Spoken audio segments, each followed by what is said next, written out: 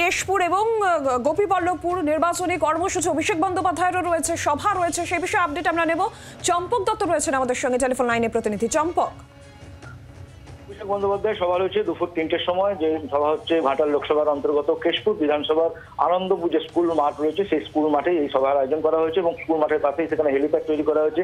সেইখানেই হেলিকপ্টারে তিনি নামবেন এবং যেটা কর্মসূচি রয়েছে যে দুপুর ৩টের নাগাদ তিনি সেখানে এসে পৌঁছাবেন, তারপরে ওই সভায় যোগদান করবেন। এটা ঘাটাল লোকসভার তৃণমূল প্রার্থী দেবের সমর্থনে হচ্ছে এই সভা এবং প্রচুর মানুষ সকাল থেকে কিন্তু আসতে শুরু করেছে আমরা দেখতে পাচ্ছি এবং উন্মাদনা রয়েছে, কারণ কেশপুর বিধানসভা অন্যতম একটা দিক, কেন সবসময় দেখা যায় এই কেশপুর বিধানসভার উপরে নির্ভর করছে কোন প্রার্থী জিতবে কোন প্রার্থী হারবে, এটা কিন্তু একটা বিশাল জিনিস। গতবারও আমরা দেখেছি প্রায় 1 লক্ষর উপরে লিড ছিল, কিন্তু পরবর্তীকালে দেখা যায় বিধানসভাতে 20,000-এর সেই লিড নেমে আসে।